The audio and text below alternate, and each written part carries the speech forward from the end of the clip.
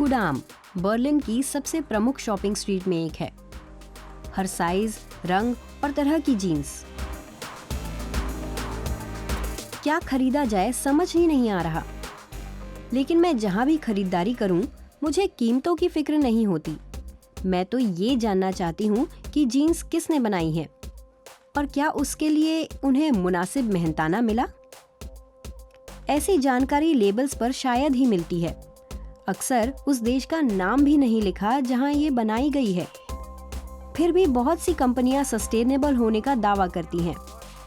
ये खोजना इतना मुश्किल क्यों है कि कोई जीन्स कहाँ से आ रही है। वैसे भी कपड़ा उद्योग बहुत विवादों में रहता है। फिलहाल एशिया में काम के हालात कैसे हैं? पाकिस्तान की एक कंपनी में वेतन अच्छा है, समय से काम होता है, यहाँ तक कि कर्मचारियों को घर भी दिए गए हैं। और कुछ साल पहले बांग्लादेश की एक फैक्ट्री में ये खतरनाक हादसा हुआ जिसमें सैकड़ों लोग मारे गए और घायल हुए। इस विषय पर रिसर्च करना मुश्किल था। शायद ही कोई चाहता था कि हम उसे फिल्माएं। लेकिन क्रेसेंट बहुमन को समस्या नहीं है, जो एशिया में सबसे बड़े कपड़ा उत्पादकों में से एक है और एक आदर्श कंपनी है। क्रेसेंट बहुमन ने कर्मचारियों के लिए घर भी बना रखे हैं। इसके 7,000 कर्मचारियों में से आधे से ज्यादा 500 हेक्टेयर के इलाके में परिवारों के साथ रहते हैं। सोबिया नसीम 3 सालों से जींसों की सिलाई कर रही हैं। जहां वो काम करती हैं, उसी फैक्ट्री के बगल में वो अपने बच्चों के साथ रहती हैं।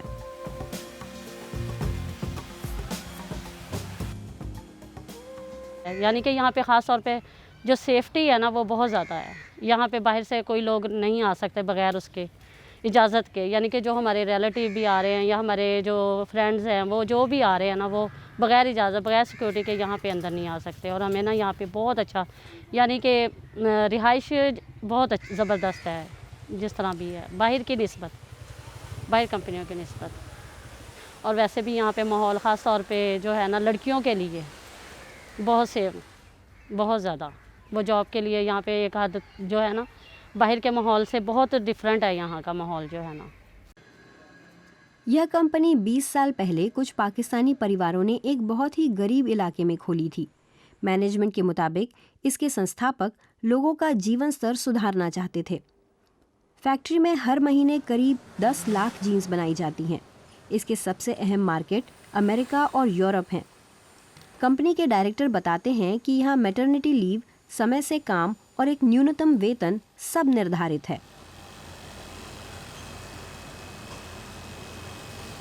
एम्प्लॉई सेटिस्फैक्शन के हवाले से हम अपना in house employee engagement index manage करते हैं, जिसमें हमें पता चलता है कि हमारे एम्प्लॉईज़ कितने एंगेज्ड हैं, कितने मोटिवेटेड हैं, कितने एक्सेप्टेबल हैं लीडरशिप और मैनेजमेंट के आउटकम से, फैसिलिटीज़, वर्किंग एनवायरनमेंट क्या है। तो हम ये मेजर कर रहे होते हैं कल्चर इंडेक्स से। And we are happy to tell you, हमने इसको लॉन्च किया था पिछले साल और इसी में हम अब इसी के ज़रिए से जो फीडबैक हमें मिलती है एम्प्लॉइज़ की, वो फिर हम इम्प्रूवमेंट की तरफ लेके जाते हैं।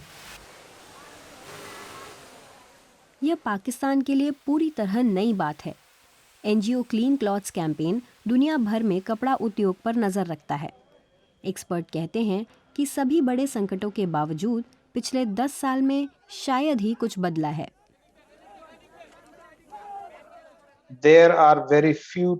पाकिस्तान में इस सेक्टर में बहुत ही कम ट्रेड यूनियन हैं। यहाँ कंपनियां कर्मचारियों को आज़ादी से एकजुट नहीं होने देती और सरकार भी संगठन बनाने की आज़ादी से जुड़े अपने लेबर लॉ लागू कराने में समर्थ नहीं है। दूसरी बात, मुझे लगता है कि वेतन का भी मामला है।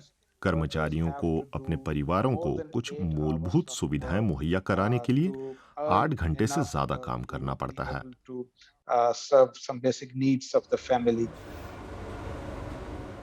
कोरोना महामारी ने स्थिति को और खराब किया है।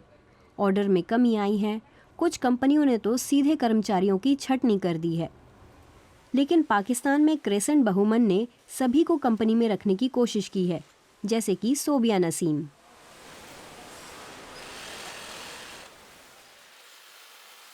यानी कि जो अपने वर्कर थे वो इन लोगों ने कहीं इधर उधर जाने नहीं दिए थे।